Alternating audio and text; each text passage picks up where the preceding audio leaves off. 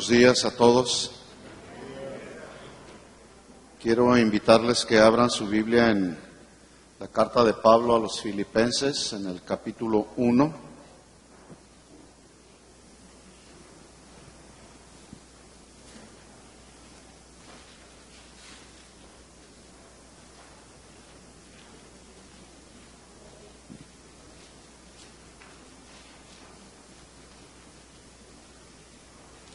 Estamos ya casi a punto de terminar con esta serie Compromiso Misionero,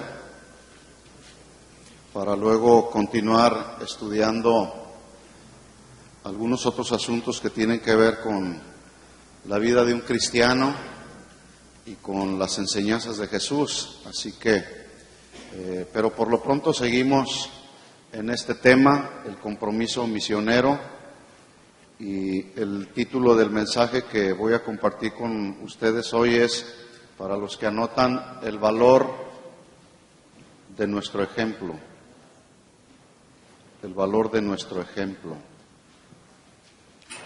Hace un momento, cuando llegamos a este lugar, me encontré aquí con mi hermano y durante el trayecto de ahí del estacionamiento hacia acá veníamos platicando y en una corta conversación me decía, pues mi familia aún no conoce al Señor, pero poco a poco estamos compartiendo con ellos.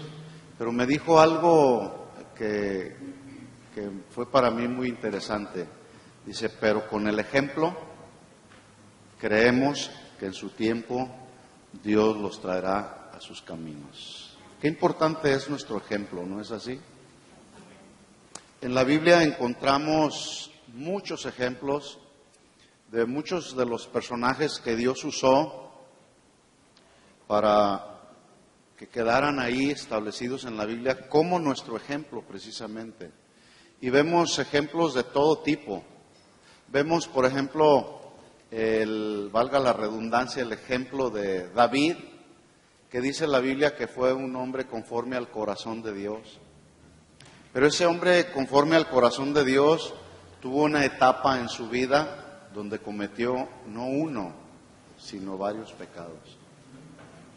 El pecado de adulterio lo llevó a cometer otros pecados. Y quedó ahí el ejemplo de David. ¿Para qué creen que quedó ahí el ejemplo de David? Para que nos sirva de ejemplo y podamos nosotros cuidar nuestra vida y nuestro testimonio. ¿Verdad? Vemos también el ejemplo de Pablo. A mí, yo cada que estudio la vida del apóstol Pablo, me ministra tanto. Es uno de los personajes de la Biblia que ha bendecido mucho mi vida. Y podemos ver dentro del ministerio de Pablo que él se atrevió a hacer una afirmación a la gente que lo escuchaba y les decía, imítenme a mí. El ejemplo que yo les he dado, imítenlo. ¿Por qué? Porque él era un verdadero seguidor de Jesús, ¿verdad? Pero antes podemos también tomar el ejemplo de Pablo, como era un perseguidor de la iglesia. Bueno, ese mismo Pablo escribió en Filipenses capítulo 1, versículo 21, porque para mí el vivir es Cristo y el morir ganancia. Vamos a orar. Señor, te damos gracias por tu amor y tu misericordia, porque tu amor y misericordia son nuevos cada mañana. La multitud de tus misericordias nos alcanzaron en este día, y hoy vivimos y estamos aquí, Señor, y es para ti, y es por ti y para ti, Señor. Permite que en esta mañana tu palabra, Señor, llegue a lo más profundo de nuestro corazón y no solamente tu palabra nos enseñe, sino también tu palabra nos confronte, pero también tu palabra nos afirme en tus caminos, Señor. En el nombre de Jesús, tenemos una grande responsabilidad en medio de este mundo, Señor, de ser ejemplo a aquellos que no te conocen. Te pedimos en el nombre de Jesús que tú nos hables al corazón, Señor. Gracias. Gracias por esa oportunidad y privilegio que tenemos de estar hoy aquí escudriñando tu palabra. En el nombre de Jesús. Amén. Amén. La Biblia dice, hablando el apóstol Pedro a las mujeres, les dice que por el testimonio y por la conducta, el marido que no es cristiano puede ser ganado para los caminos del Señor.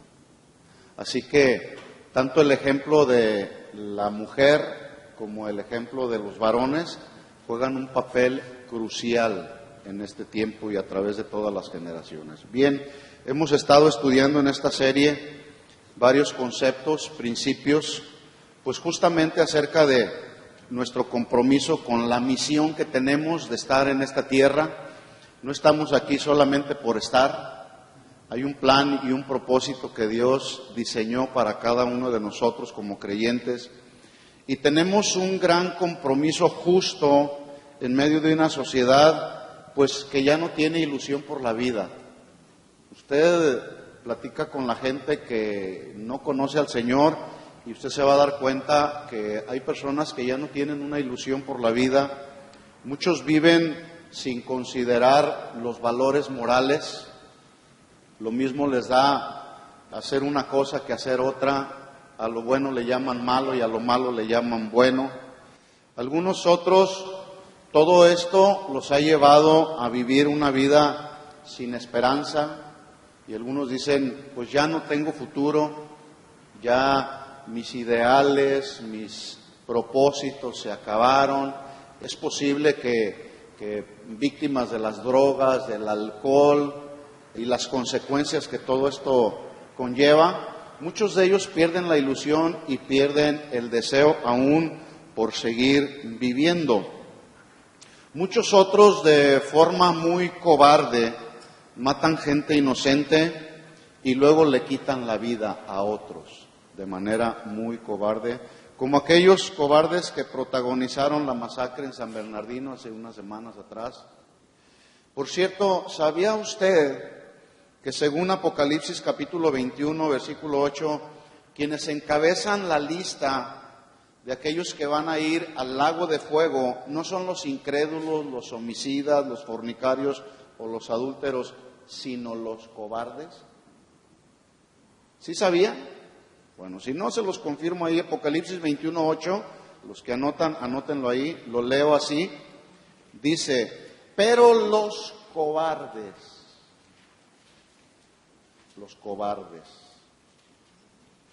¿cuántos son padres de familia aquí?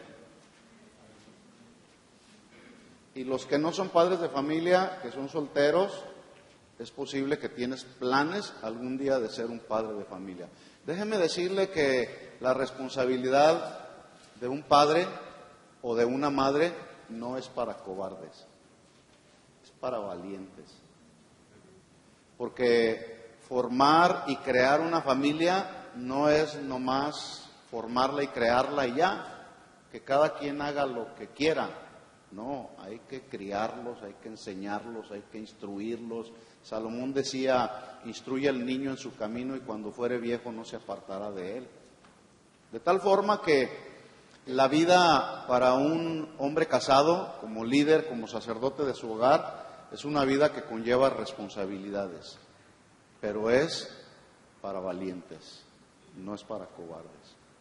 Porque si hubiera aquí alguna persona cobarde, pues su futuro no es el cielo, sino el lago de fuego, según Apocalipsis 21:8.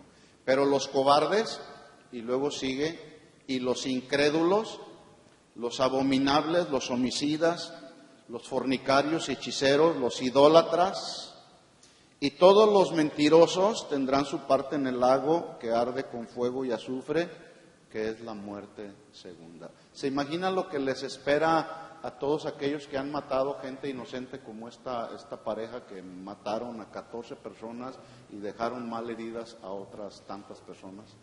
Cobardes. ¿Por qué lo hicieron? Bueno, aparte de cobardes, por cosas que luego hay en su corazón. La pregunta que surge es, según este versículo Apocalipsis 21:8, ¿a quiénes se refiere cuando la Biblia dice a los cobardes? Bueno, podemos encontrar varias respuestas, pero algunas de ellas que yo tengo aquí se refiere los cobardes a aquellos que no han querido pagar el precio de vivir una vida cristiana que honra a Dios. Cuando alguien llega a la iglesia y está ahí y escucha un mensaje, pero ese mensaje no produce nada en su ser interior, pues podemos concluir que la vida cristiana no le interesa. Por lo tanto, su vida no es una vida que honra a Dios. Se le puede considerar un cobarde, no está dispuesto a pagar un precio. También podemos referirnos a los cobardes, aquellos que no han querido pagar el precio de ser y vivir conforme al ejemplo de Jesús. Pablo calificó a la sociedad de su tiempo, ya en aquel tiempo, como una sociedad con una generación de personas, y él usó dos palabras, maligna y perversa.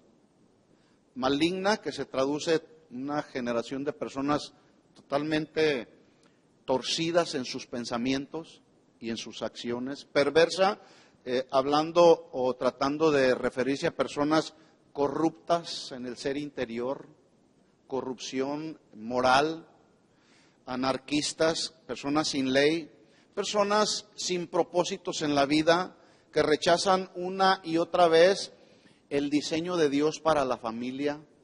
¿Sí? Así que Pablo define lo que es en realidad vivir un ejemplo de vida cristiana, y lo hace cuando le escribe a los filipenses en el capítulo 1, versículo 21, diciendo, hablando de él mismo, diciendo, para mí el vivir es Cristo. Qué tremendo el ejemplo de Pablo. Pablo no está diciendo que está imitando a Cristo de alguna manera, sino más bien lo que está diciendo en este versículo es mucho más que eso, va mucho más que la mera imitación de Jesús. Él está diciendo que el principio y todo lo que hay alrededor de su vida se mueve alrededor del ejemplo de Jesús. Pero también Pablo está diciendo en este versículo que no hay vida cristiana sin Cristo en el interior de un cristiano. No hay vida cristiana sin Cristo en el interior de un cristiano. Porque la gente puede decir, soy cristiano porque voy a la iglesia, pero si no tiene a Cristo viviendo aquí en el interior, dudo mucho que sea un genuino cristiano.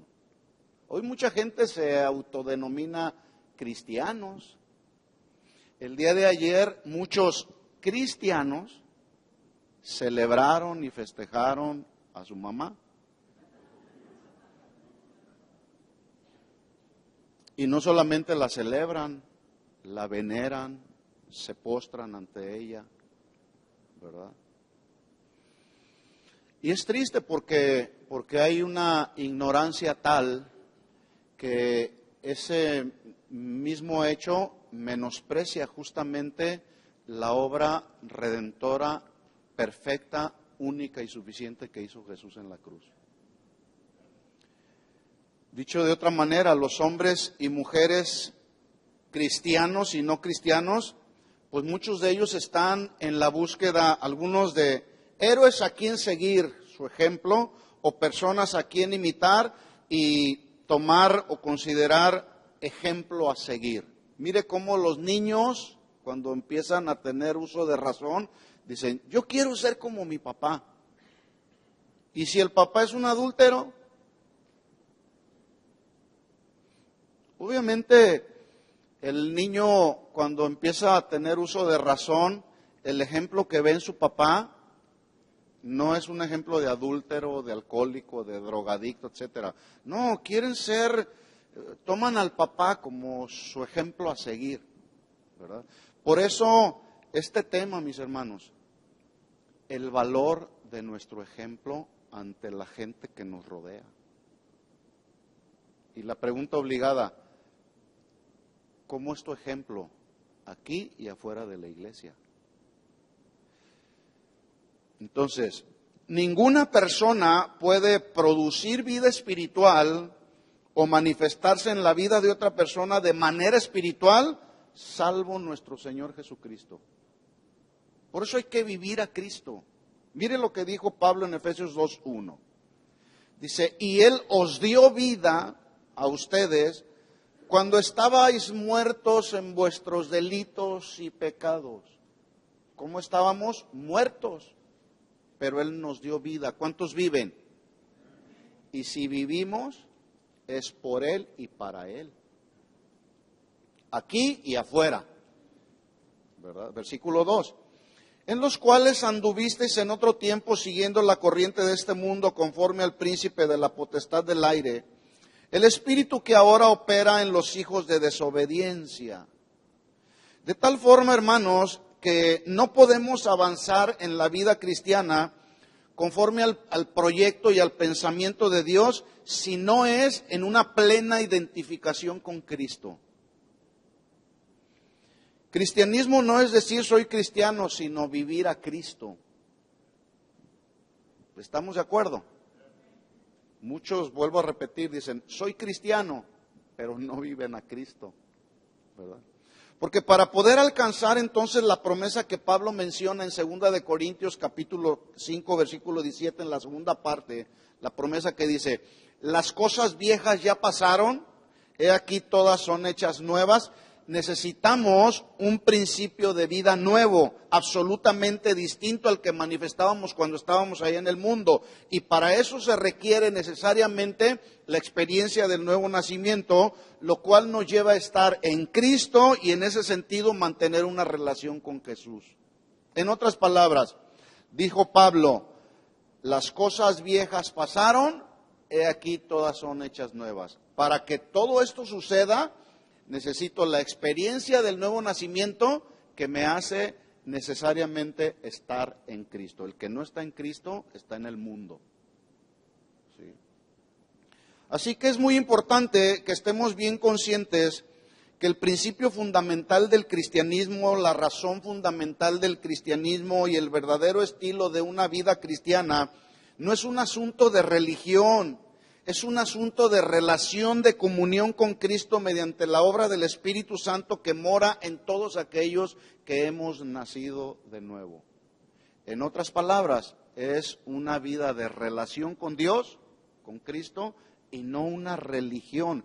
El cristianismo significa, o cristiano significa aquel que es seguidor de Cristo porque manifiesta según el ejemplo que ha visto a Cristo, manifiesta en su vida según el ejemplo de Cristo. Por ejemplo, ¿cómo era Jesús? Jesús dice la Biblia que era compasivo, misericordioso y perdonador, pero también vemos en el ejemplo de Jesús que Jesús era obediente y estuvo dispuesto siempre a hacer la voluntad de su Padre. Y si tenemos a Jesús como nuestro principal ejemplo, ¿qué tenemos que hacer? Hacer la voluntad del Padre. Yo preguntaba en días pasados, en la serie que estamos desarrollando entre semana, el perdón entre los cristianos, yo preguntaba, ¿podrá la iglesia de hoy sobrevivir sin la experiencia constante y continua del perdón? ¿Sí o no? Algunos dicen que sí, otros están pensando, es bueno pensar. Algunos otros dicen que no. A ver, vamos a tratar de responder de manera objetiva. ¿Podrá la iglesia de hoy, los nacidos de nuevo, podremos sobrevivir nuestra vida cristiana sin la experiencia constante, continua de perdonarnos unos a otros, sí o no? No, no se puede. No podemos vivir. Que yo decía, imagínense una iglesia llena de amargados y resentidos. Entonces, ¿qué es lo que la palabra del Señor está haciendo en nuestros corazones? Si estamos hablando de que el ejemplo de Jesús era que Él era un hombre perdonador, y si nosotros nos decimos cristianos, ¿qué tenemos que hacer? Perdonar.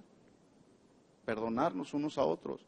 Si alguien dice que es cristiano pero no quiere perdonar cuando le ofenden, entonces no está viviendo el verdadero cristianismo, está viviendo una religión más. ¿El Señor nos saca de una vida religiosa para meternos a otra vida religiosa? No, No, tiene que generarse cambios en nuestro ser interior. Al Señor no lo sorprendemos con la apariencia. Al Señor podemos sorprenderlo con las actitudes y el comportamiento del corazón, aquí en el interior. La religión significa guardar un recelo por algo, desarrollar prácticas o ritos externos con el fin de cuidar mi relación con Dios. Y muchos hoy viven no una relación, sino una religión, y le añaden a su religión obras para mantener esa comunión con Dios. Obras como, por ejemplo, no te pongas, no te quites, no te pintes, haz esto, no hagas aquello, hazlo de esta manera, etcétera, etcétera, etcétera. Y caen en la misma actitud que cayeron los escribas y fariseos, que buscaban a Jesús para acusarlo de algo. En otras palabras, religión tiene que ver con un corazón que no ha sido regenerado. Por lo tanto, ahí en el corazón, aunque venga a una iglesia o a la iglesia de la denominación que sea, cuando un corazón no está regenerado, significa que ese corazón sigue guardando corrupción, engaño, perversión, pero está muy bien escondido ese engaño, esa perversión, detrás de una fachada religiosa. Guarda días, celebra algunas ceremonias o ritos, algunos días come una cosa y algunos otros días ya no come otra cosa porque dice que eso ofende a Dios, etcétera. Religión es religar, es decir, volver a unir el esfuerzo humano que lo lleva a hacer cosas con el fin de volverse a unir y tener una relación con Dios, según los que siguen una religión. Pero yo pregunto, ¿en eso consiste el verdadero cristianismo? No. El verdadero cristianismo significa, vuelvo a repetir esto, vivir a Cristo por causa y resultado de que Él vive en mi corazón. ¿Vive Jesús en tu corazón? Si Cristo vive en ti, entonces tú puedes reproducir la vida de Cristo, y si alguien no tiene a Cristo, no tiene vida. ¿Estamos de acuerdo? Y si no está usted de acuerdo, mire lo que dice la Biblia. Primera de Juan 5:12 dice, el que tiene al Hijo tiene la vida. El que no tiene al Hijo de Dios no tiene la vida de Dios. Así de simple. De manera que es necesario entonces entender claramente esto. Los cristianos vivimos en victoria en la medida que vivimos a Cristo. ¿Cuántos viven en victoria? Aún a pesar de las pruebas, aún a pesar de las luchas, aún a pesar de las tribulaciones, aún a pesar de la necesidad, usted y yo podemos vivir y experimentar la victoria en nuestra vida cristiana. ¿Por qué? Porque el Hijo de Dios vive en nosotros. Pero si alguien vive en derrota, en la medida que alguien vive en derrota es en la medida que está viviendo su religión. No hay victoria sin Cristo. Pablo lo dijo así, 2 de Corintios 2:14. 2 de Corintios 2:14 en adelante, vamos a leer estos versículos. Mire las palabras de Pablo. Dice, mas a Dios gracias, el cual nos lleva siempre en triunfo en Cristo Jesús, y por medio de nosotros manifiesta en todo lugar, escuchen esto, el olor de su conocimiento. Estoy en 2 de Corintios 2:14. Gracias sean dadas a Dios que nos lleva siempre en triunfo. ¿Cuántos están en triunfo y en victoria? Por Cristo Jesús, no por tus habilidades. Por medio de nosotros manifiesta en todo lugar el olor de su conocimiento. Es decir, a donde quiera que tú llegues, vas a oler a Cristo. Algunos otros huelen mal, huelen al pecado. Sí, versículo 15. Porque para Dios Somos olor grato de Cristo en los que se salvan, y en los que se pierden, a estos ciertamente olor de muerte para muerte, y aquellos olor de vida para vida. Y para estas cosas, ¿quién es suficiente? Pues no somos como muchos que medran falsificando la palabra de Dios, sino que con sinceridad, como de parte de Dios y delante de Dios, hablamos en Cristo. Esa palabra, algunos que medran, o muchos que medran, esa palabra significa vendedores ambulantes que andan ahí adulterando la palabra de Dios y hablando palabras adulteradas, falsificando la palabra de Dios y no hablando con sinceridad el verdadero mensaje del Evangelio. Esos huelen mal. Y yo le digo una cosa, el día de hoy, esos que medran, esos mercaderes del Evangelio, se han multiplicado como no tiene usted idea. El problema no son la multiplicación de estos mercaderes, el problema es que la gente no los huele. No saben que no es el olor de Cristo el que ellos despiden, es un olor de muerte. Y no se dan cuenta que es a la muerte a lo que los están llevando estos que medran, falsificando la palabra de Dios. Cuando tú estás en Cristo y Cristo está en ti, hay triunfo y hay victoria asegurada, porque solamente el poder de Dios lo hace posible en la vida de cada creyente. Razón por la que Pablo no solo aseguraba, para mí el vivir es Cristo, sino el morir es ganancia, pero además él agregaba, todo lo puedo en Cristo que me fortalece. Filipenses 4:3. Todo lo puedo en Cristo que me fortalece. Bueno, todos estos elementos, mis hermanos, es importante considerarlos, porque hoy estamos aquí siendo instruidos. Pero el verdadero ejemplo de un cristiano lo mostramos allá afuera. Aquí pues nos vemos bien, aquí es fácil ser cristiano. El asunto es cuando estamos en casa, en el trabajo, si realmente olemos a cristianos. Si el olor que despedimos es de un verdadero cristiano, que trae la vida de Cristo en él, o de aquel que solamente dice ser cristiano, pero despide un olor de muerte. Dijo Jesús en Mateo 7:21, no todo el que me dice Señor, Señor, entrará en el reino de los cielos. Y hoy, en este día domingo, mucha gente se reúne en auditorios gigantescos y dicen Señor, Señor. Pero ¿cuántos de todos esos que dicen Señor, Señor, verdaderamente Jesús será el Señor de sus vidas? No todo el que me dice Señor, Señor entrará en el reino de los cielos, sino el que hace la voluntad de mi Padre que está en los cielos. 22. Muchos me dirán en aquel día, Señor, ¿no profetizamos en tu nombre y en tu nombre echamos fuera demonios y en tu nombre hicimos muchos milagros? Hoy muchos están profetizando. Así dice el Señor. Hoy muchos están haciendo milagros. Muchos están expulsando demonios, ¿sí? Pero nos veremos en aquel día. Porque déjeme decirle que las señales milagrosas no son garantía de que alguien verdaderamente es un discípulo o ministro del Señor. Eso no es garantía, porque el diablo también hace milagros. ¿Sí o no? Y se confirma lo que dice la Biblia, lo que dijo Jesús. Entonces, versículo 23, les declararé, nunca les conocí, apártense de mí, hacedores de maldad.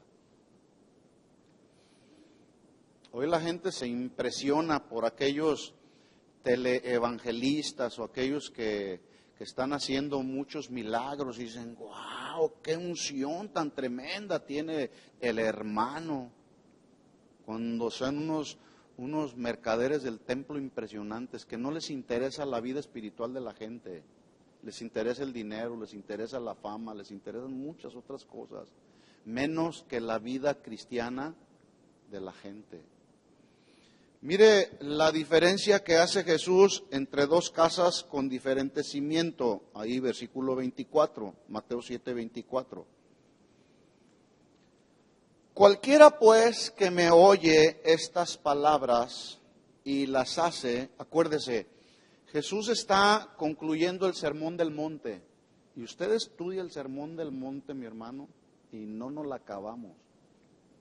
Con tantos principios y fundamentos cristianos que Jesús establece, solamente en esos capítulos del 5 al 7, en el Sermón del Monte. Entonces está concluyendo Jesús diciendo, cualquiera que me oye estas palabras, desde el capítulo 5 hasta este final del capítulo 7, y las hace, le compararé a un hombre prudente, un hombre inteligente, que sabe razonar, que sabe hacer decisiones entre lo bueno y lo malo y decidir por lo bueno. Eso es un hombre prudente, una mujer prudente, que edificó su casa sobre la roca. ¿Quién es la roca? Cristo es la roca. Los prudentes se edifican sobre la roca. Descendió lluvia, vinieron ríos, soplaron vientos, golpearon contra aquella casa y no cayó porque estaba fundada sobre la roca. Yo le voy a decir una cosa, mi hermano, y esto ya lo he dicho en otras ocasiones. La situación en esta sociedad y en este mundo cada vez se va a poner peor. Cada vez se va a poner peor. La corrupción moral y espiritual cada vez se va a poner peor. Jesús dijo, por haberse multiplicado la maldad, el amor de muchos se enfriará. Y justamente ahí es donde debemos estar alertas. Que ese fuego de Dios en nuestro ser interior no se apague por causa de lo que estaremos viendo a nuestro alrededor. Todavía no hemos visto todo. Hay muchas cosas que están por suceder, ¿verdad?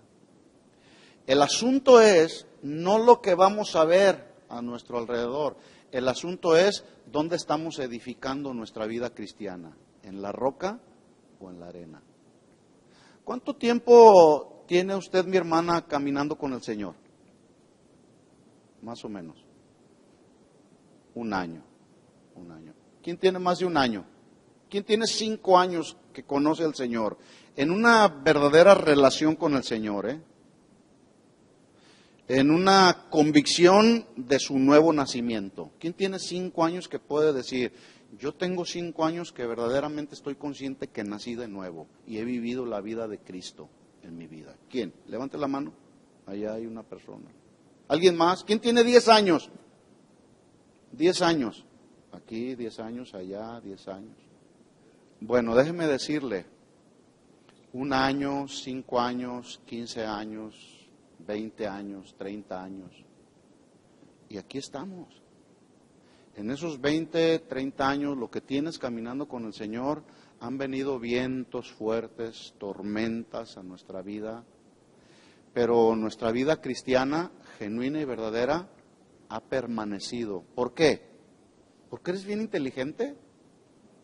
¿O muy sabios? Porque hemos ido edificando nuestra vida sobre la roca que es Cristo. Mire la diferencia, versículo 26. Vemos el contraste a continuación. Pero cualquiera que me oye estas palabras y no las hace. ¿Se da cuenta la importancia de oír y hacer? El que oye y hace busca edificar su vida cristiana sobre la roca. Pero hay quienes oyen y no hacen. Dice, entonces le compararé a un hombre insensato.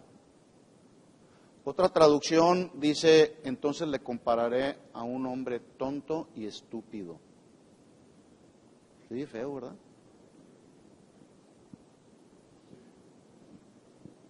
Dice que edificó su casa sobre la arena. Descendió lluvia, vinieron ríos, soplaron vientos, dieron con ímpetu contra aquella casa y cayó, y fue grande su ruina. ¿Cómo estamos construyendo nuestra vida cristiana? ¿En la roca o en la arena? Ahora, yo le voy a decir una cosa.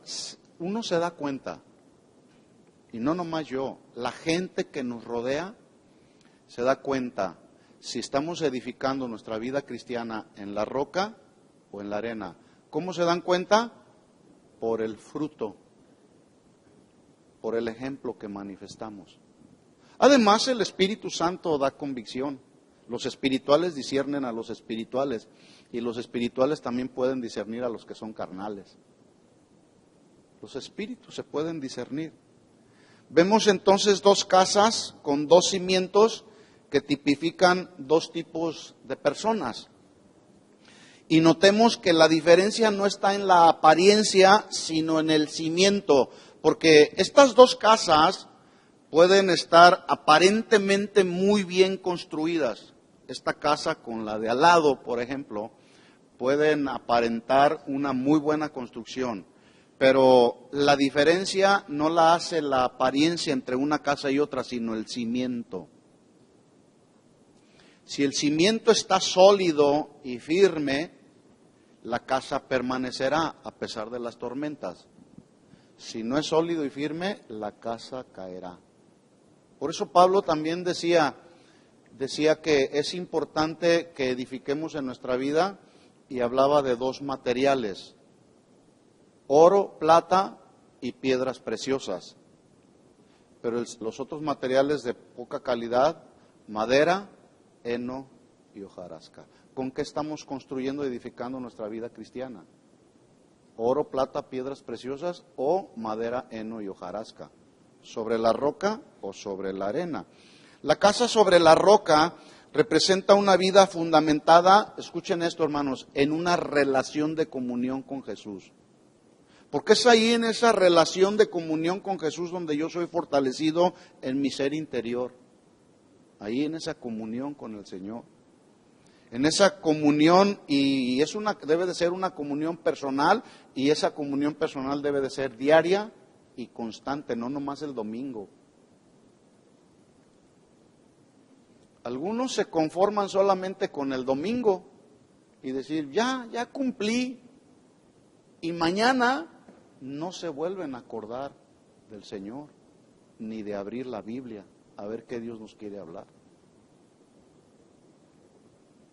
La casa sobre la arena representa una vida fundamentada en una religión, como los escribas y fariseos, que por fuera, su apariencia era perfecta, pero Jesús les dijo, por dentro parecen y son sepulcros blanqueados.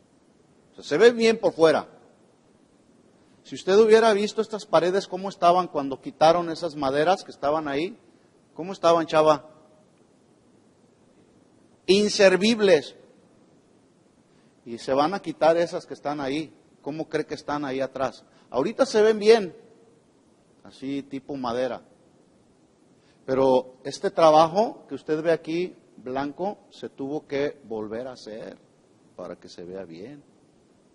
Bueno, los fariseos que buscaban a Jesús acusarlo, por fuera se veían bien, pero por dentro olían a muerte. Sí. Cuando alguien se dice cristiano y oye, pero no hace la palabra, la pregunta que surge es, ¿y entonces de qué se alimenta? ¿Qué no es la palabra de Dios el alimento para el alma? Cuando alguien oye, pero no hace nada, mi pregunta es, ¿cómo se sostiene en su vida cristiana cuando vienen las pruebas, las tentaciones, las dificultades? ¿Cómo se sostiene? Para algunos les parecen irrelevantes las actividades que se hacen en la congregación. Hermanos, qué bueno que asistieron todos los jóvenes, ¿verdad? O la mayoría de los jóvenes. Qué bueno que los padres de familia se preocupan y tienen un interés por sus jóvenes, para que sus jóvenes puedan tener la experiencia del nuevo nacimiento y después puedan ser un buen ejemplo en la sociedad, ¿verdad? Pero hay padres que dicen, no, usted mejor sea un buen médico, usted mejor sea un buen arquitecto, un buen abogado. Es bueno que estudien, es más, yo les voy a decir a los jóvenes, estudien. Hay que estudiar, hay que prepararse, ¿verdad? Pero prepárense en una profesión sin dejar de prepararse en una relación con el Señor.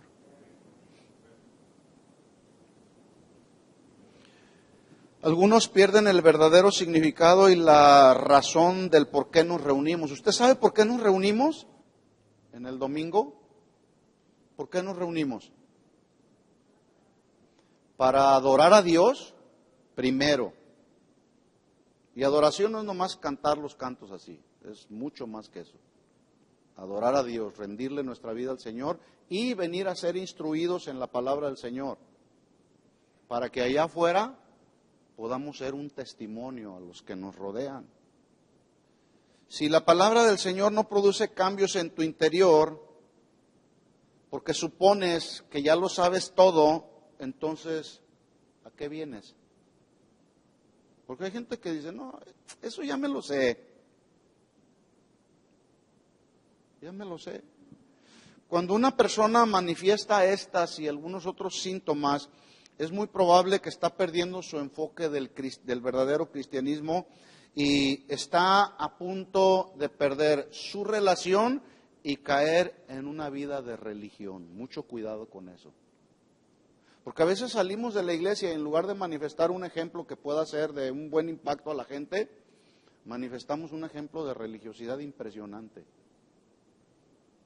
Y no, así no es la cosa.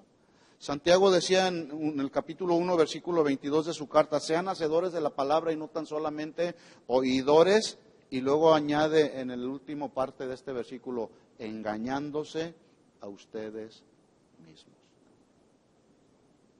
Alguien que únicamente oye la palabra y no la hace, es imposible que manifieste frutos de arrepentimiento y por ende tampoco puede manifestar el fruto del Espíritu debido a que ha caído en las garras de actitudes y comportamientos religiosos. Si acaso en este día hubiera aquí alguna persona que ha caído en estas actitudes o comportamientos religiosos, es un buen tiempo para decir, hasta aquí. Quiero vivir una vida de relación con el Señor para que mi ejemplo hacia los que me rodean sea un ejemplo de un verdadero hijo de Dios. Y le digo una cosa, este es un mes muy propicio, muy oportuno para que podamos ser ejemplo a los que nos rodean, ¿verdad? Porque luego la familia, por lo menos en mi caso así es, ándale, una es ninguna. Vamos a gozar la vida. Al cabo nadie te ve. Ahora no vas a la iglesia. No, pues es que ese no es el asunto. No es el asunto si alguien me ve o no. La vida cristiana no consiste en prohibiciones. La vida cristiana consiste en convicciones. Yo tengo una convicción que he creado a través de los años, basado en la palabra de Dios, ¿verdad? Yo tengo familia que no conoce al Señor y a pesar de los años que tenemos conociendo al Señor y viendo el testimonio como matrimonio, dice, no, tu mujer te cambió, te cambiaste de religión. Cuando yo me convertí a los caminos del Señor, a mí el Señor me rescató del alcoholismo. Yo ya no usaba un vaso regular así para tomar mis bebidas. Yo usaba un florero de este tamaño. De veras, usaba un florero así, así. Le saqué las flores de ahí que tenía mi esposa y lo usé para, pues es que el vasito así chiquito, cada rato, no, mejor agarré un florero así. Llegaba a la casa de mis papás con mi florero y el día que yo me convertí, que dejé a un lado el florero, me dijo mi papá, prefiero verte con tu florero a que hayas traicionado la religión que nosotros te inculcamos desde niño. No dejé el florero, preferí dejar el florero y vivir una vida apegada a Cristo. Y le digo una cosa, eso me ha bendecido bastante, eso no lo cambio por nada, ¿verdad? Bueno, los religiosos del tiempo de Jesús vivían una vida de apariencia, una fachada bonita, pero era artificial, era una vida artificial. Mire, esas coronas no son de a de veras, ¿ya se habían dado cuenta? No son verdaderas. ¿Qué son esas coronas? Es un mero adorno, es adorno. ¡Ay, es que son del diablo! Ay, hermano. Yo sé que algunos batallan con eso, pero eso es religión, hermanos. A Jesús no le importa lo exterior, a Jesús le importa el interior. ¿Y qué si ponemos un arbolito de Navidad ahí? ¡Es del diablo! Ay, hermanos, por favor. Esas son actitudes y comportamientos religiosos. Son adornos que bien pueden estar ahí y no estar. Y a veces ponemos tanto énfasis en ese tipo de cosas y nos peleamos y no estoy de acuerdo. Pues si no está de acuerdo, fluya mejor. Fluya en armonía, en paz, no se amargue por un arbolito de Navidad, por una corona ahí adornada. Así eran los religiosos que andaban en busca de ver en qué descubrían a Jesús. Una vez que los discípulos de Jesús y los que estaban en el aposento alto fueron investidos, como Jesús lo había prometido, revestidos del poder de lo alto, sumergidos en ese poder del Espíritu Santo, comenzaron a manifestar frutos como evidencia de su genuina conversión y de su compromiso cristiano. Realmente el Señor los cambió por el Espíritu Santo, la gente los identificaba por los frutos que manifestaban, los reconocían como verdaderos seguidores de Jesús. ¿Se acuerda cuando están a punto de crucificar a Jesús y Pedro andaba como que andaba siguiendo a Jesús por un lado y viendo a ver qué le hacían a Jesús, y de repente una mujer le dijo: tú eres uno de esos que andabas ahí con ese Jesús? No, y empezó a tratar de argumentar ahí que él no era un seguidor de Jesús. Y mire lo que le dijeron: sí, tus palabras delatan que eras un seguidor de Jesús. ¿Y qué hizo Pedro? Empezó a vociferar, a blasfemar. Cuando alguien nos dice: ¿eres cristiano?, ¿qué les respondes? ¿Sí o no?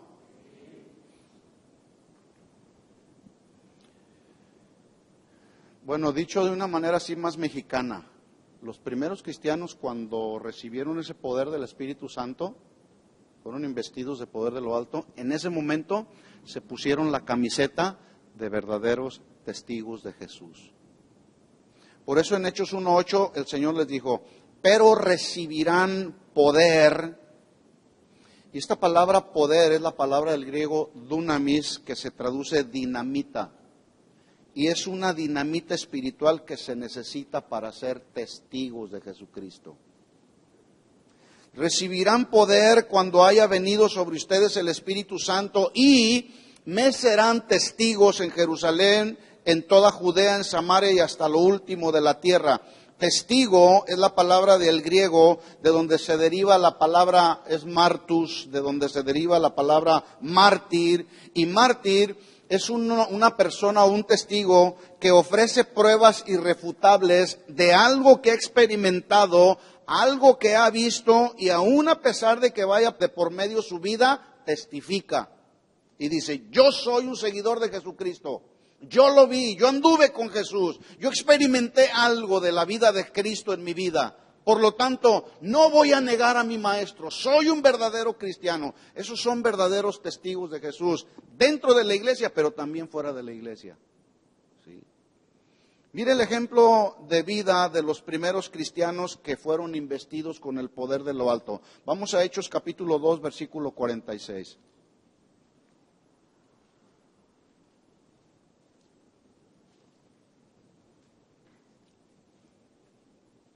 Personas recién convertidas al cristianismo, bebés espirituales.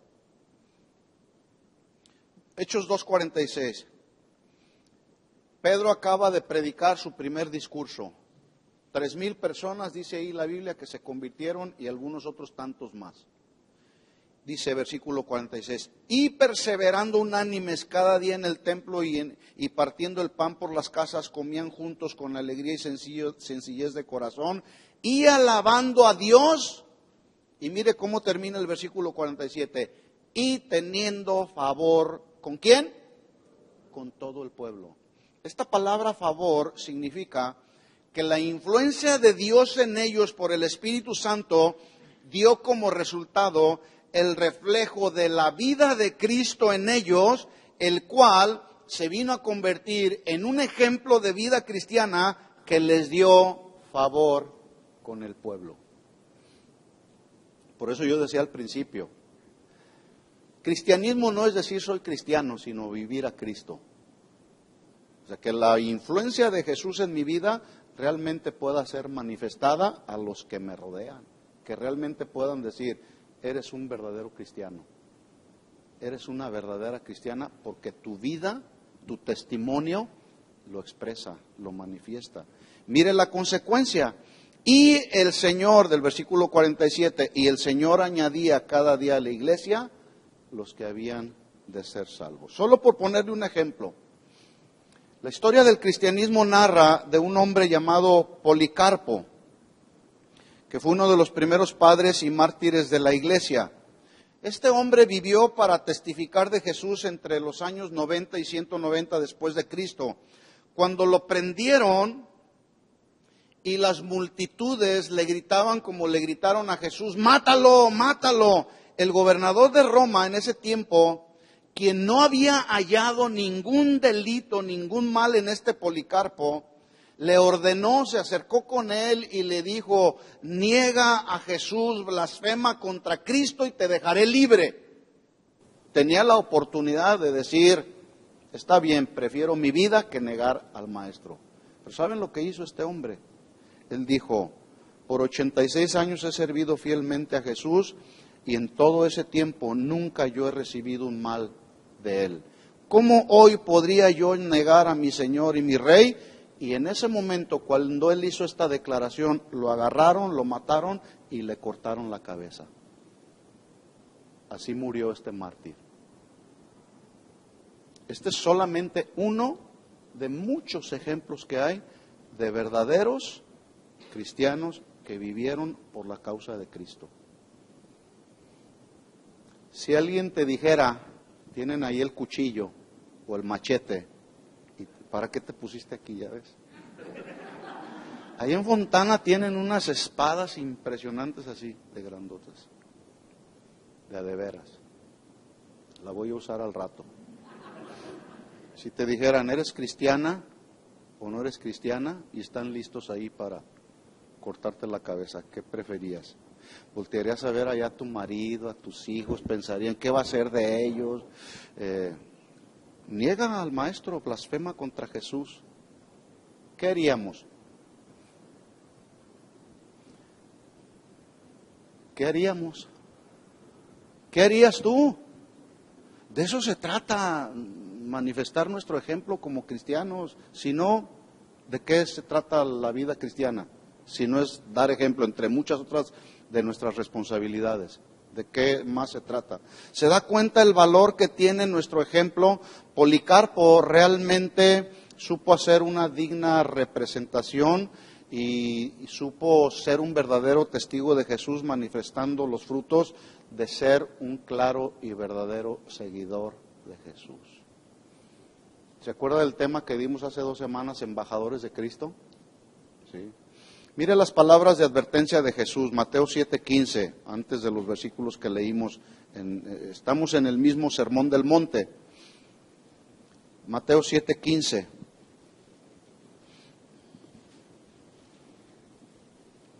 ¿Lo tiene? Dice Jesús, palabras de advertencia de Jesús. Y hoy cobran más sentido porque los falsos profetas se han multiplicado. Hoy, si en aquel tiempo había falsos profetas, hoy hay más. Dice, guárdense de los falsos profetas. Este verbo guardaos tiene varios significados en su traducción. Número 1, guardaos significa mantén la mente en la palabra, lo cual implica prestar atención en lo que estamos leyendo y cómo lo estamos leyendo. Porque no basta solamente con decir, estoy leyendo y nomás empiezas a leerlo y ya te estás durmiendo. Hay que meditar en la palabra, y meditar es leer pensando. Entonces, guardaos habla de mantener nuestra mente en la palabra, prestar atención a lo que la palabra me está diciendo, pero también guardaos significa tener cautela respecto a los tiempos en los que nos tocó vivir. Por eso yo decía al principio, este versículo cobra mucho más sentido hoy, igualmente en aquel tiempo, pero cobra sentido todavía en mayor escala. Tengan cautela respecto a los tiempos en los que nos tocó vivir. Guardaos también significa aplicarnos, no solamente a escuchar la voz de Dios cuando nos habla a través de su palabra, sino a atender y obedecer el consejo de Dios en su palabra. Por eso dice Jesús ahí, guárdense de los falsos profetas.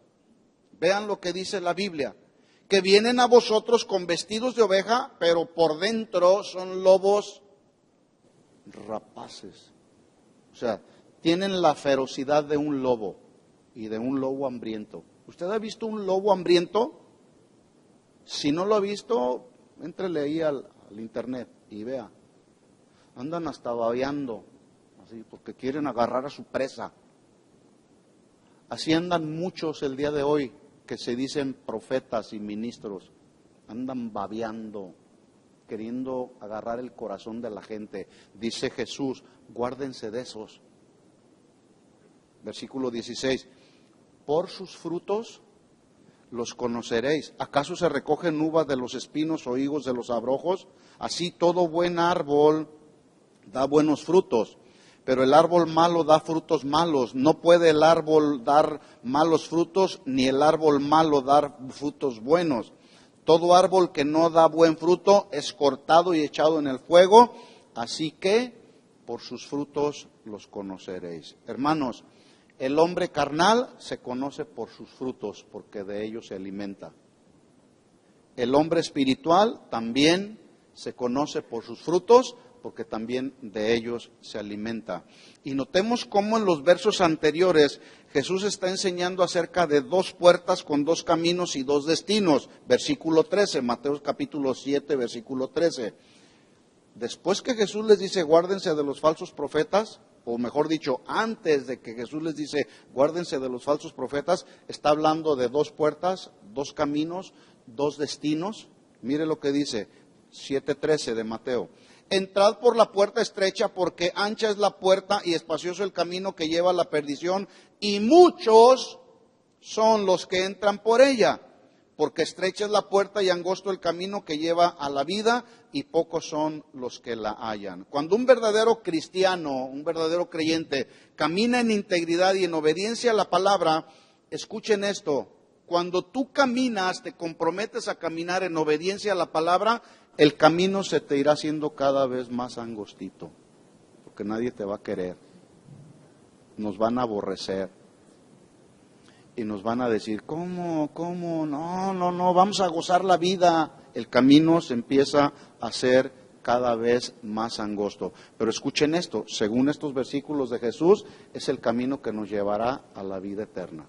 ¿Cuántos quieren ir por ese camino? Y si no, bueno, pues hay otra opción, hay otro camino.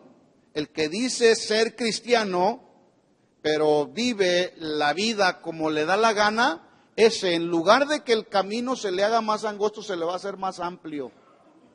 Cada vez le van a sobrar oportunidades para satisfacer los deseos de su carne. Pero escuchen esto, la triste realidad es que ese camino no lo llevará a la vida eterna, sino a la perdición.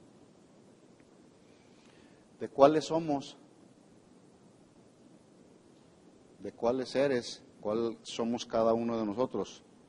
Dos tipos de árboles, buenos y malos, dos tipos de fruto, bueno y malo, con dos tipos de consecuencias, buenas y malas. El que permanece en Cristo, ese tendrá vida eterna. El que rechaza a Cristo, ese irá a la perdición. Mire la interpretación que Jesús da a la parábola del sembrador. Vamos rápido para ir a concluir con el mensaje. Mateo capítulo 13.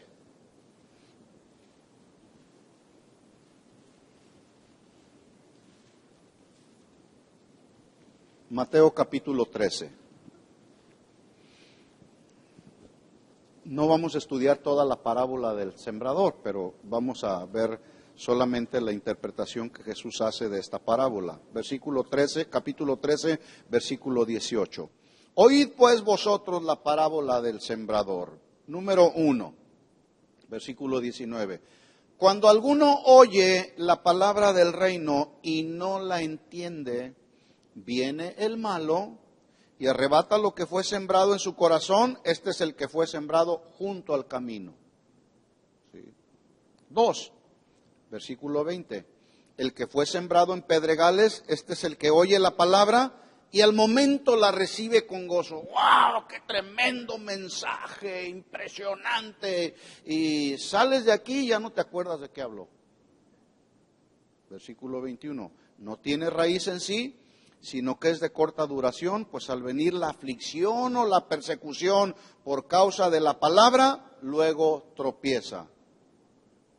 Otro tipo de terreno, número 3, el que fue sembrado entre espinos, este es el que oye la palabra, pero el afán de este siglo y el engaño de las riquezas ahogan la palabra. No, yo voy a trabajar y voy a trabajar y me voy a esforzar para tener lo que yo no pude tener cuando era pequeño, lo voy a tratar de lograr para que mis hijos no tengan la necesidad que yo tuve. Y voy a trabajar y se afanan y se olvidan del Señor. Y los afanes y el engaño de las riquezas ahogan la palabra y se hace infructuosa. Otro tipo de terreno, número 4, versículo 23. Mas el que fue sembrado en buena tierra, este es el que oye, entiende la palabra. ¿Están entendiendo la palabra? Espero que sí. Y, escuche, oye, entiende la palabra y no es nada más oír y entender, hay que dar fruto. Y da fruto y produce a 100, a 60 y a 30 por uno. En esta parábola yo encuentro 3 símbolos básicos. Uno, hay un sembrador, que es el que predica la palabra. Jesús, por supuesto, es el sembrador de sembradores. Él es la palabra, de Él tenemos que hablar. Pero Dios delegó responsabilidad a los predicadores, a los maestros, a los que enseñamos, de predicar la palabra, no nuestros propios pensamientos. Y lo que predico debe de ir acorde con lo que vivo. Porque yo puedo predicar muy bonito y vivir muy diferente a lo que predico, ¿verdad? Y aquí están mis hijos y aquí está mi esposa. Una ocasión, haciendo así un paréntesis, había un pastor que predicaba, pero no vivía lo que predicaba. Y me tocó ministrarlos, a él y a su esposa. Y una de las acusaciones de su esposa era justamente eso. Que le decía, pues tú predicas del amor, pero no me amas. Y predicas bien, pero en la casa eres un malandrín bien hecho, como decimos en México. ¿Sí?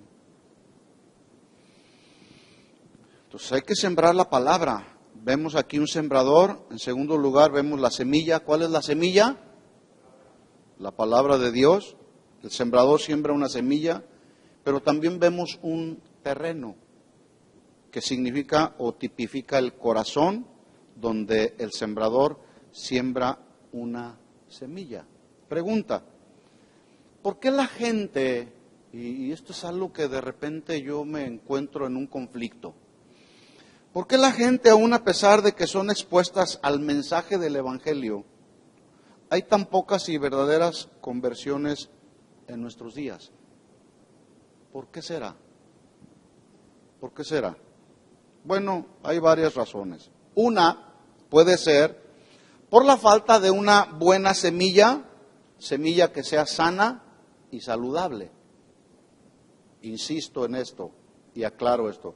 El problema no es la semilla del Evangelio. La semilla ha sido siempre la misma. La palabra de Dios no cambia. Ha sido la misma ayer, hoy y seguirá siendo la misma por siempre, ¿verdad? Pero hay quienes están ofreciendo una semilla muy barata, muy sin valor. Pero también muchos no se convierten a los caminos del Señor, no por falta de una semilla, sino porque el terreno del corazón no es un terreno fértil y productivo. Por eso no se puede producir un buen fruto.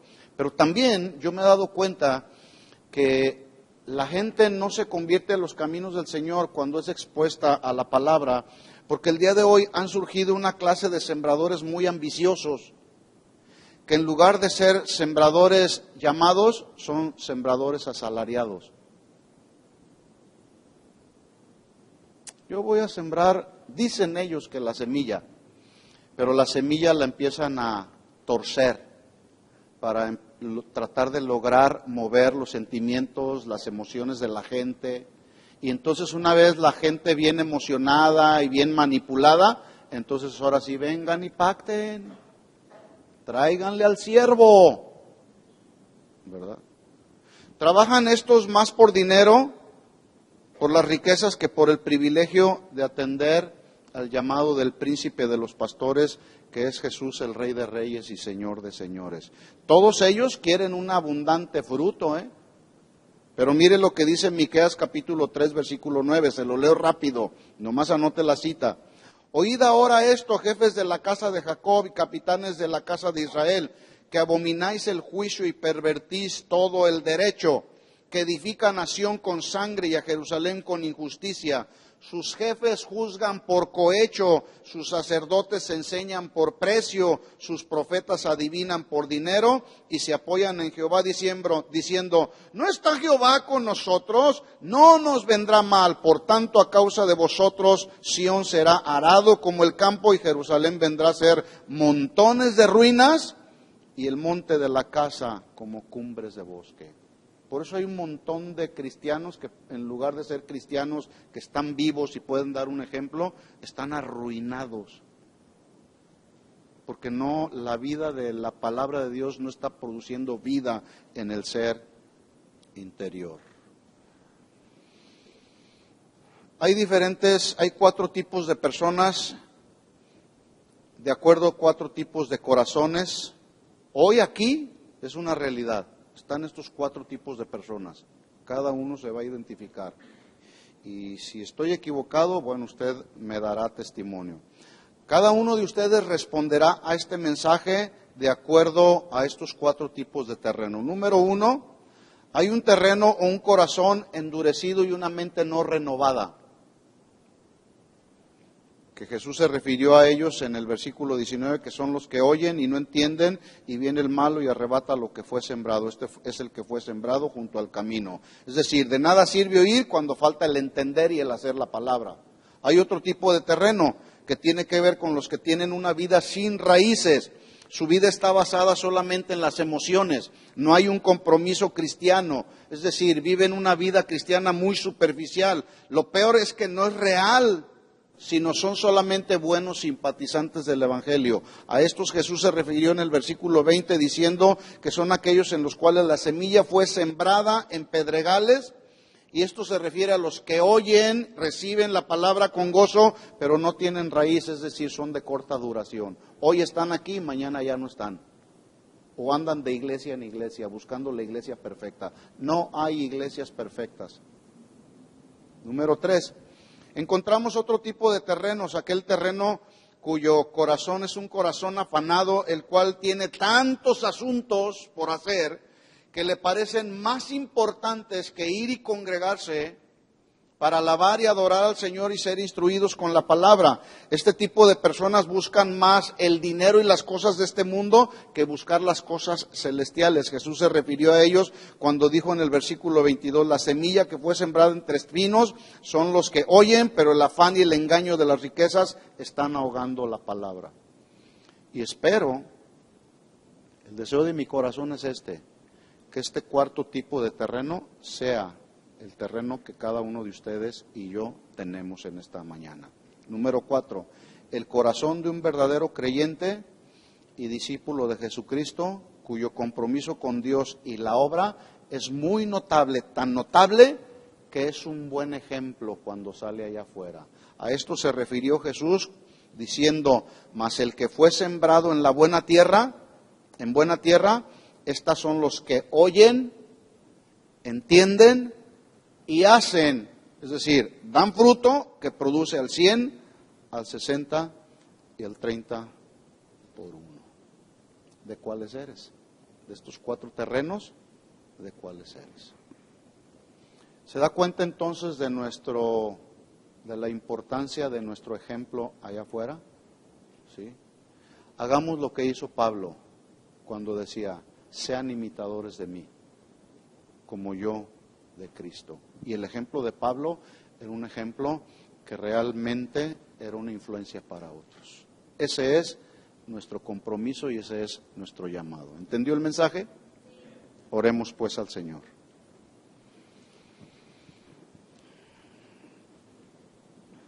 Les invito a ponerse de pie.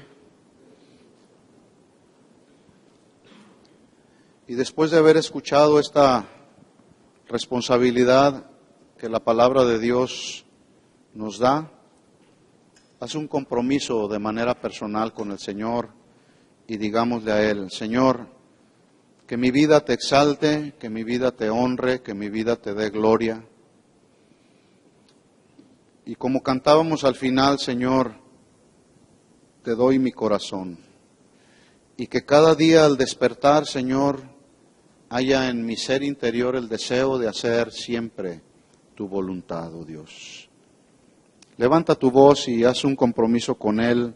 Abre tus labios y dile al Señor en tus propias palabras, Señor, gracias por haberme rescatado de la vana manera de vivir. Ahora sé, Señor, que tenemos una grande responsabilidad en medio de este tiempo y esta sociedad en la que nos tocó vivir. Hemos sido expuestos a tu palabra, Señor, hemos oído tu palabra y no queremos solamente ser oidores, sino hacedores de ella. Porque tu palabra, Señor, produce en nosotros vida.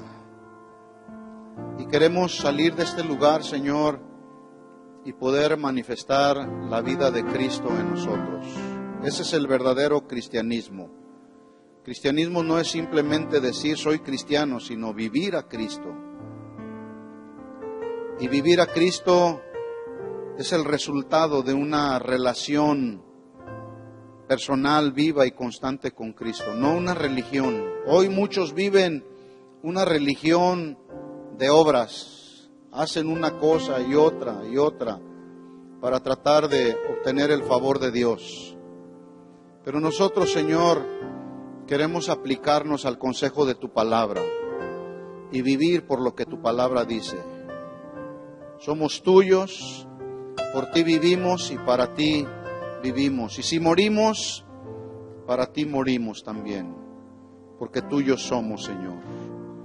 En el nombre de Jesús, ayúdanos a poder discernir cada día, Señor, estos principios y mandamientos que tú estableces en tu palabra y vivirlos en este tiempo, Señor, donde las cosas han cambiado tanto, Señor, y muchas otras cosas seguirán cambiando. Pero queremos allá en el mundo ser la luz de este mundo y la sal de esta tierra, Señor. Ese es el valor que queremos darle, Señor, a lo que tú has hecho a nosotros, Señor. En el nombre de Jesús, guárdanos y protégenos del peligro, de la tentación, Señor, de los deseos de este mundo, Señor. Oh Dios, no queremos ser como aquellos cobardes que le quitaron la vida a gente inocente, Señor, porque los cobardes incrédulos Los fornicarios, hechiceros e idólatras no tendrán parte en el reino de los cielos, sino tendrán parte en el lago que arde en fuego y azufre, que es la muerte segunda. Ayúdanos, Señor, en el nombre de Jesús. Recibimos tu palabra, Señor, y pedimos que la presencia de tu Espíritu Santo, Señor, nos haga vivir cada día en el consejo de tu palabra, Señor. En el nombre de Jesús te lo pedimos, que así sea, Señor. Amén. Amén. Demos un aplauso de alabanza a nuestro Señor. Gracias, Señor Jesús, por tu palabra.